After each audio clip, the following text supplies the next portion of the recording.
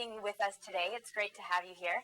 Now, I just wanted to start with, where did the idea of intuitive eating come from? Where did the idea stem from? It's not the most traditional of practices. When I started private practice 25 years ago, I had no intention of going into the world of weight control.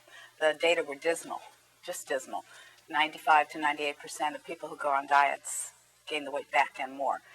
So I said, no, I'm not interested, and I was going to do many other things, mainly working with children with developmental disabilities. However, referrals came my way. People were coming to deal with their eating problems, to deal with weight loss because of medical problems, and so I started to do what I had been taught in graduate school, which is give people very structured meal plans, certain amount of carbohydrates, certain amount of fat, certain amount of protein, very balanced and wonderful, and they did very well on them until they didn't, and would come back to me and feel really horrible about it. So I knew that something was wrong. I had a feeling in my gut that this is not the way to go, and I didn't know what to say to people, and I started thinking about other ways and reading many things and realized psychologically any time that an external something external is given to someone, there's a reaction to rebel. Anytime someone is deprived, there's a reaction to have the thing that you can't have. And so the idea just started brewing, and my co-author and I started talking about it and started working this way, and then wrote the book. So a lot of people can look at their past experience and see that diets haven't worked out in the long run for them. They've gone off of them, they've been frustrated for whatever reason, but they still go back to diets because it feels virtuous, it feels proactive, like they're taking care of a situation that they're unhappy with. But what you're saying is that diets are actually dangerous, that they can be bad for you. So how is that?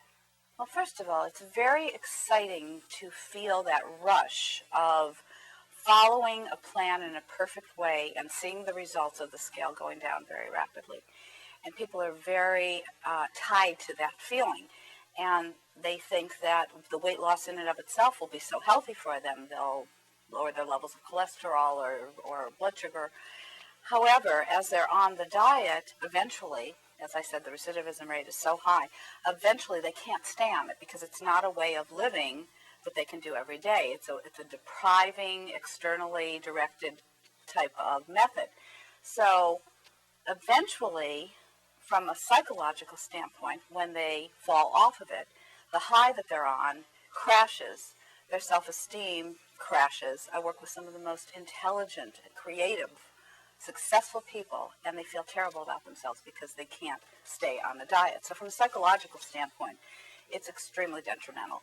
From a physiological standpoint, you're deprived nutritionally if you're eating limited variety of foods, and metabolism slows down because when people eat a small amount of calories, they end up going into what's considered a survival mode, where the brain directs the metabolism to slow down.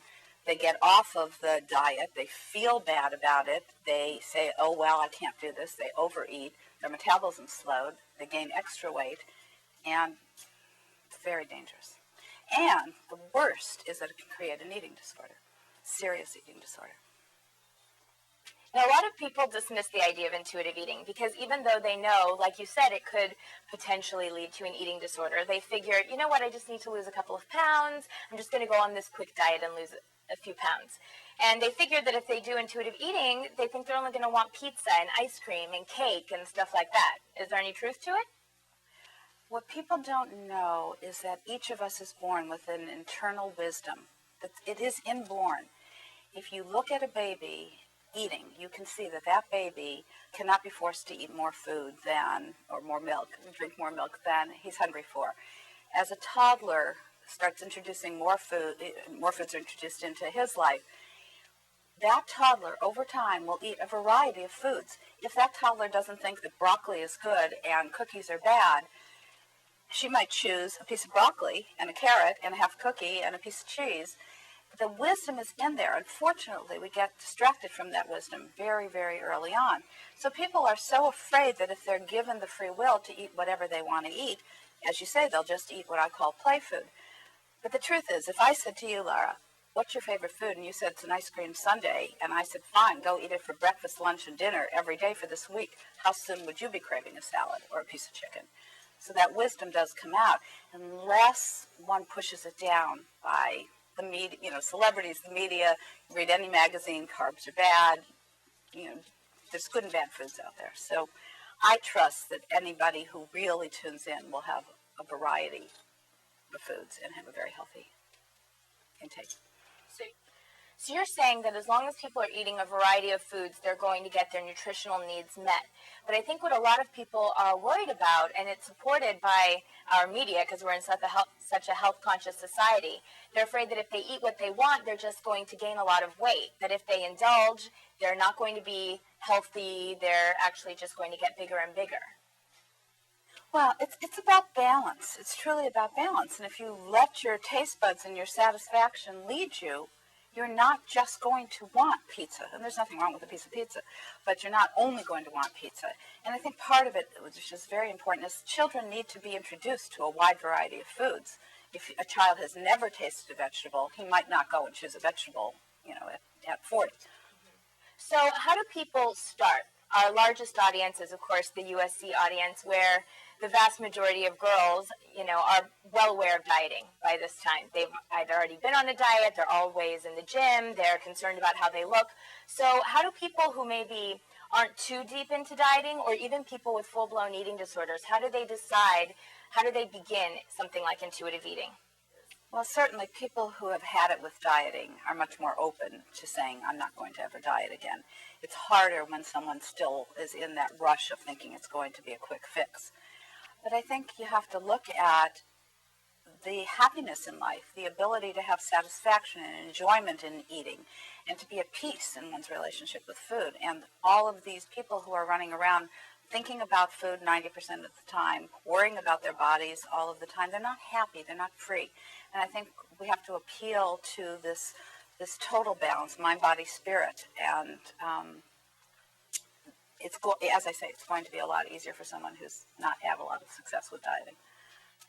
So the last thing before we have to go is, do you have one bit of wisdom, one piece of advice that you could give to people in a society that's so saturated with diet messages? How can people separate themselves and continue to stay tuned into what their body needs and wants? Going back to what I said about being born with this wisdom, I think knowing deep inside that listening to yourself, not just in terms of eating, but in so many other ways in life, because this does extend to trusting that if you go inside and really listen to the words that come from within you, you will live a happier, healthier, more balanced life. And when people are only focused on their body, you have to look at the fact that their lives are not balanced and what is missing in the rest of their lives. So oftentimes people are compensating for other lacks with food?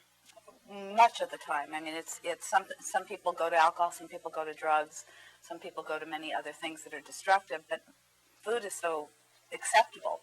But for the most part, a lot of people are going to food to fill in holes where other areas of their lives are not mature yet. All right, that's it. Thank you so much for being with us. It was a pleasure and very helpful for everyone. And you too. Thank you.